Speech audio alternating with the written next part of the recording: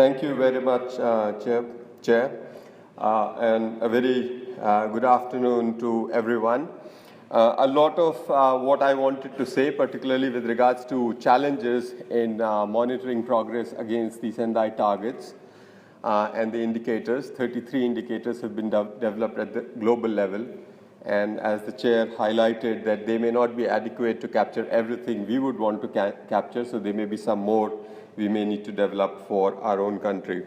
But a lot has been said, so that part I will skip. I will focus mostly on the issue of targets, which on the surface looks like a fairly straightforward issue, but it is actually very complex.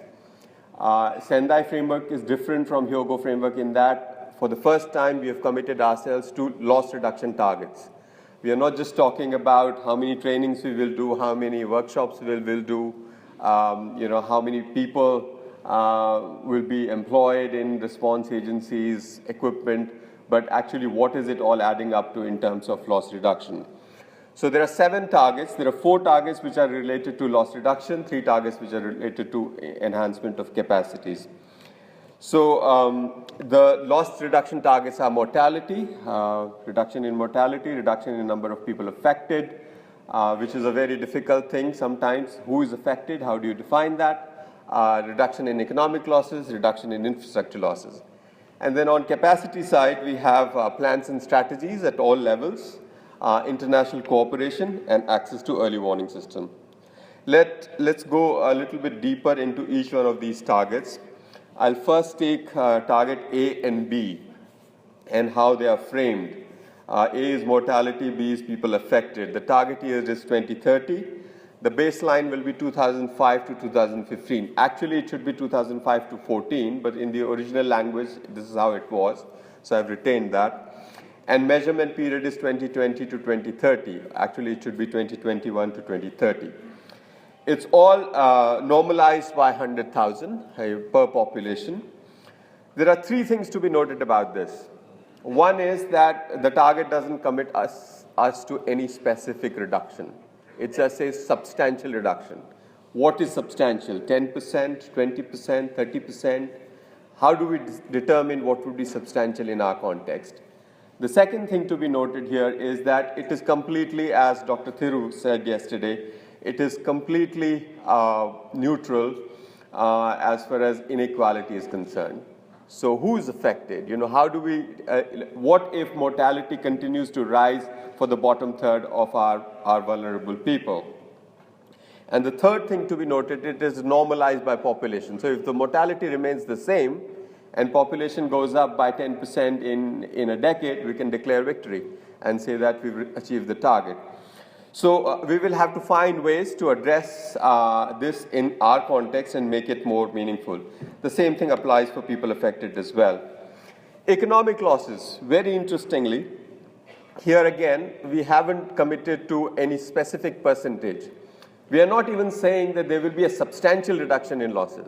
We're just saying we'll reduce losses.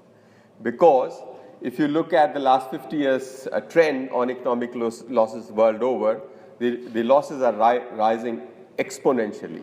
So even if it just reduce, actually, in my view, even if you reduce the rate at which economic losses are rising, that will itself be a big achievement. So that's one very specific thing about that, and it is sort of looked at in relation to global GDP. So I guess in the national context, we'll have to look at it in relation to our GDP. Infrastructure losses, substantially reduced, but no specific percentage again. So the measurement period is 2020 to 2030. There is no specific mention in the language as to what is the baseline period against which we will measure it. And for all of these, we have 33 indicators across these seven this thing. I have just looked at the loss reduction targets. Before we look at what it means for our country, I want to show this simple graph, and the same data was presented in a different way by Dr. Thiru yesterday. This is looking at last several decades, starting from the early 90s, where we are looking at 10-year moving average. So if you're looking at 2005, then you basically are looking at from 96 to 2005 annual average for that period, and so on. So mortality in our country peaked in 2005 at something like more than 7,500 person dead per year. And in 2015, it was at its lowest. So if you look at this graph, you can celebrate that we have achieved 67% reduction in mortality. But as was highlighted yesterday, that 2005, the decade preceding 2005 was a particularly unlucky decade. We had the tsunami, we had the Bhuj earthquake, and we had the Odisha cyclone. So Odisha cyclone, you can say it has a lower return period, but earthquakes don't happen very often, and tsunami happen even less often. So, I mean, if we look at, this, the period of 2005 to 15 as baseline, and set that as the baseline and reduce mortality from there, we are forgetting that 2005 to 15, we've simply been lucky. We haven't had an earthquake. We haven't had a low-frequency, high-impact event. So how are we going to deal with it? I think we need to discuss that a little bit. So I'll just highlight, taking on from there, I'll just highlight a few issues that we need to grapple with at the national level. The first is that we have to take a view whether at the national level we need to have quantitative targets or we just go with Sendai and just say substantial reduction, and leave it to the states to decide whether they want to have quantitative targets or not for loss reduction. Some of the states, most notably Bihar, has committed itself to specific targets: 75% reduction in mortality, 50% reduction in number of people affected, 50% reduction in economic losses. So on what basis have they chosen 75, 50, 50? I don't know.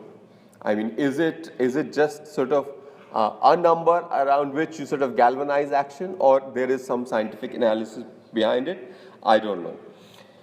Then the second thing we have to see is at the national level, do we explicitly say that outlier events, 1 in 100-year events, we will take them out from the progress measurement? And we can define what those 1 in 100-year events are, whether they are hydrometeorological or geophysical. There is another way of looking at it, is that maybe we should sort of split the target and have the target, part of it looking at earthquakes and part of it looking at the rest, or the hydromet hazards. And for hydromet hazards, we can commit to a specific target, quantified target.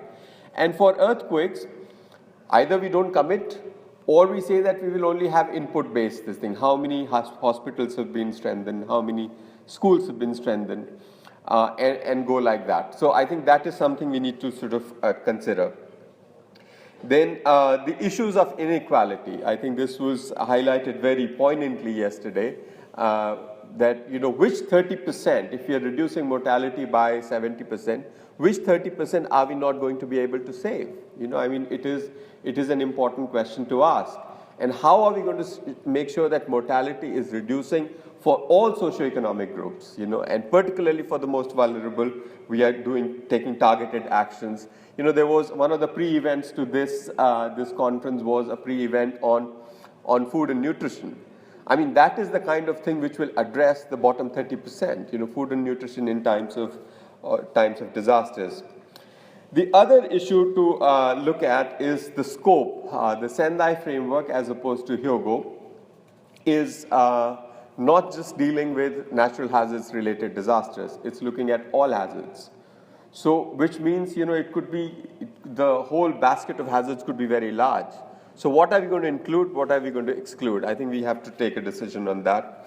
I think what is the kind of data we have on biological man-made hazards in terms of losses as well as risks? We need to take that into account. And of course, there has to be linkages. There is a big exercise led by Niti Aayog on SDG targets and indicators. It has been highlighted, the convergence is there. The way at the global level the indicators have been developed for Sendai, there has been a deliberate attempt to bring about coherence. So it's not a mismatch there. And of course, we have to work with the statisticians on this. Now, there are some issues that states will have to grapple with. Do states want to adopt all the 7 targets which are enshrined in the Sendai framework? The target 6 is on international cooperation.